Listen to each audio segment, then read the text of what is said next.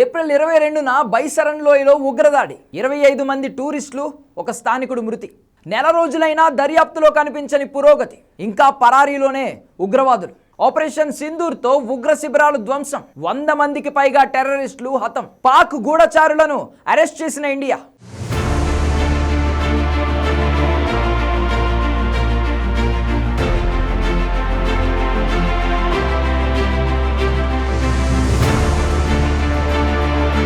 జమ్మూ కాశ్మీర్లోని పహల్గామ్లో ఉగ్రదాడి జరిగి నెల రోజులు పూర్తయింది.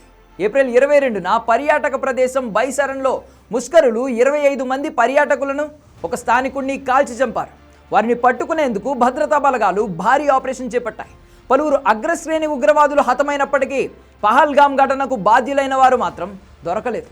ఈ నెల రోజుల్లో ఏం జరిగింది? భారత్ తీసుకున్న చర్యలేంటి?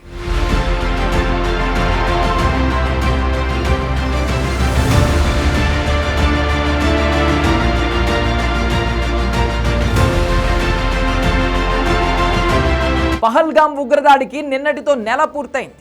నెల రోజుల్లో ఊహించని పరిణామాలు చోటు చేసుకున్నాయి. ప్రధాని మోడీ, త్రివిధ దళాల అధిపతులు, జాతీయ భద్రతా సలహాదారు అజిత్ దోవల్తో వరుస మీటింగులు నడిచాయి. అఖిలపక్ష సమావేశం జరిగింది. ఆ తర్వాతే యాక్షన్ ప్లాన్ రెడీ అయింది. మే 7న ఆపరేషన్ సింధూర్తో త్రివిధ దళాలు పీఓకే పాకిస్తాన్లోని ఉగ్ర శిబిరాలపై దాడి చేశాయి. ప్రాంతాల్లోని టెర్రరిస్టు స్థావరాలను నేలమట్టం చేశాయి. 100 మందికి పైగా ఉగ్రవాదులు మరణించారు. ఆ తర్వాత రెండు దేశాలు డ్రోన్లు, మిసైళ్లతో పరస్పరం దాడి చేసుకున్నాయి. పాకిస్తాన్ డ్రోన్లు, మిసైళ్లను ఇండియన్ డిఫెన్స్ సిస్టమ్ ఆకాశంలోనే ధ్వంసం చేసింది. ప్రపంచానికి తన సత్తా ఏంటో చూపించింది భారత్. ఏకంగా పాకిస్తాన్ రాఫెల్ విమానాన్నే నేలకూల్చింది. రావల్పిండిలోని అణుస్థావరాలపై బ్రహ్మోస్తో దాడి చేసింది. ఇలా ఏ రకంగా చూసినా భారత్ పై చేయి సాధించింది. పాకిస్తాన్కు గూఢచర్యం చేస్తున్న 12 మందిని అరెస్ట్ చేసి విచారించింది.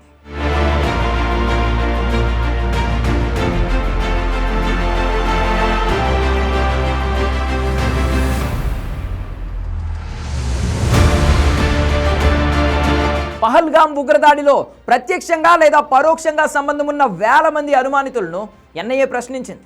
వారిలో ఫుడ్ స్టాల్ యజమానులు, జిప్లైన్ ఆపరేటర్లు, పోనివాలాలు ఉన్నారు. 100 మందిని అదుపులోకి తీసుకోవడంతో పాటు దాదాపు 100 మందికి పైగా అనుమానితులపై ప్రజా భద్రతా చట్టం కింద కేసు నమోదు చేసి వేరువేరు జైళ్లకు పంపింది.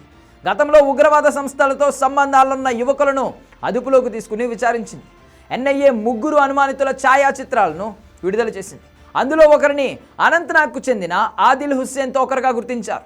మిగతా 2 పాకిస్తాన్కు చెందిన అలీబాయ్ ఆకా తలాబాయ్, హసీం మూసా ఆకా సులేమాన్ అని తేలింది. అనుమానితుల సమాచారం తెలిపిన వారికి అధికారులు 20 లక్షల రూపాయల రివార్డ్ ప్రకటించారు. నెల రోజులు గడిచినప్పటికీ ఉగ్రవాదుల ఆచూకీ మాత్రం లభించలేదు.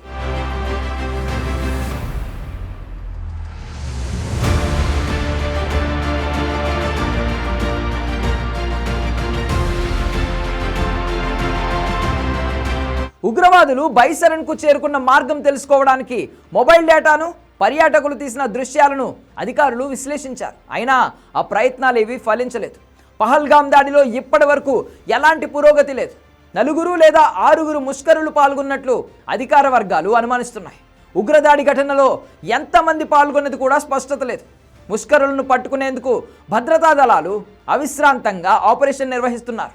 ముష్కరులు ఇప్పటి వరకు భద్రతా దళాల కన్నుగప్పి తప్పించుకుంటున్నప్పటికీ భద్రతా దళాలకు మాత్రం దొరకడం లేదు. ఇండియన్ ఆర్మీ మాత్రం పహల్గామ్ దాడి జరిగిన ప్రాంతాలను జల్లెడ పడుతూనే ఉంది. ఆపరేషన్ సింధూర్ను భారతీయులందరూ ముక్త కంఠంతో సమర్థించారు.